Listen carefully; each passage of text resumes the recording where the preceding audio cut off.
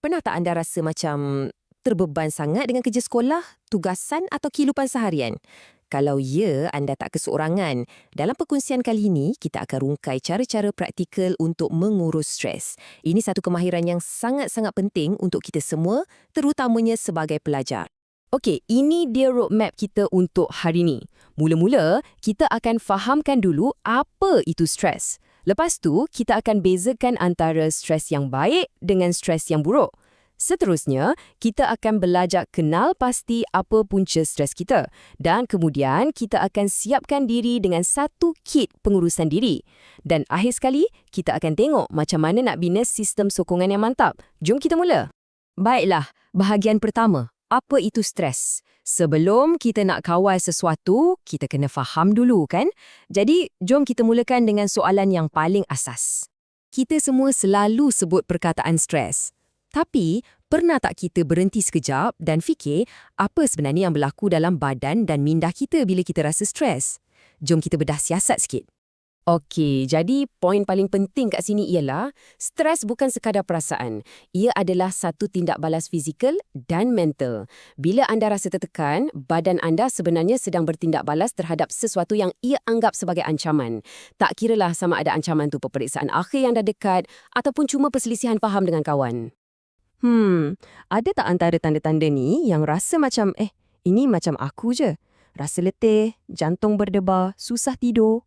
Ini semua adalah isyarat daripada badan dan minda kita yang cuba beritahu, hey, kita tengah di bawah tekanan ni. Sekarang, bahagian kedua. Stres baik lawan stres buruk.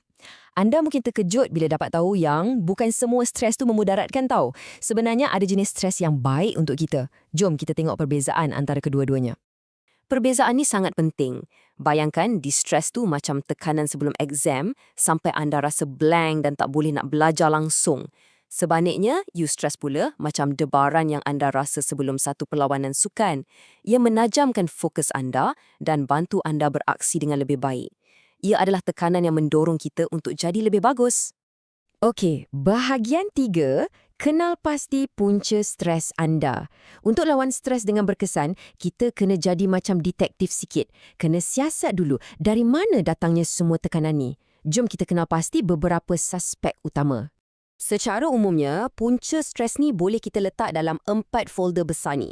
Isu peribadi, hal keluarga, masalah kesihatan dan sudah tentulah tekanan daripada pelajaran. Cuba fikirkan tentang kategori-kategori ni. Ia boleh bantu anda kenal pasti dari mana sebenarnya datangnya tekanan yang anda rasa.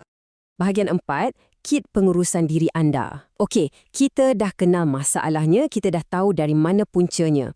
Sekarang, masa untuk bahagian yang paling praktikal. Kita akan bina satu toolkit atau kit alatan peribadi anda dengan strategi-strategi untuk lawan stres secara terus.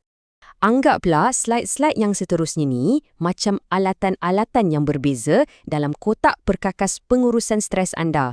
Ada untuk minda, ada untuk badan dan ada untuk emosi. Alatan mental ni, ia macam barisan pertahanan pertama kita. Contohnya, pengurusan masa yang baik boleh elakkan kita rasa terkejar-kejar. Satu lagi yang penting ialah latihan asertif. Ini maksudnya belajar untuk cakap tidak dengan sopan bila kita dah terlalu banyak kerja. Semuanya tentang mengawal apa yang kita boleh kawal. Jangan sesekali pandang rendah pada hubungan antara minda dan badan kita. Strategi fizikal macam teknik pernafasan dalaman boleh menenangkan sistem saraf kita serta-merta. Manakala senaman ringan pula akan bebaskan endorfin, iaitu hormon gembira. Ini semua adalah cara yang sangat praktikal untuk redakan tindak balas stres badan kita. Dan akhir sekali, alatan sosial dan emosi kita.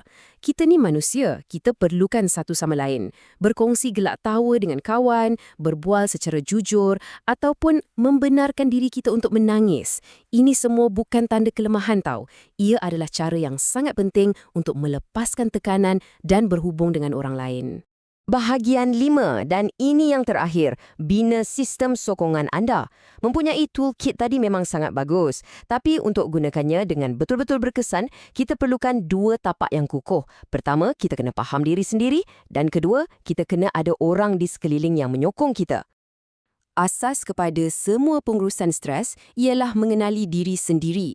Bila kita faham apa pencetus unik kita dan apa strategi yang paling berkesan untuk kita, barulah kita boleh urus stres dengan lebih baik. Dan ingat, ini bukan pendekatan satu saiz untuk semua. Apa yang berkesan untuk kawan anda mungkin tak berkesan untuk anda. Kuncinya ialah untuk mencuba dan mencari gabungan strategi yang paling sesuai dengan personaliti unik anda. Dan akhir sekali, satu peringatan penting. Anda tak perlu melalui semua ini seorang diri. Membina satu sistem sokongan yang kuat, sama ada daripada keluarga atau kawan-kawan, adalah kunci utama untuk mengharungi cabaran hidup. Jadi, itulah dia satu panduan ringkas untuk memahami dan mengurus stres. Matlamatnya bukanlah untuk hapuskan stres sepenuhnya, sebab itu mustahil. Tapi untuk membina daya tahan supaya kita boleh menghadapinya dengan lebih baik.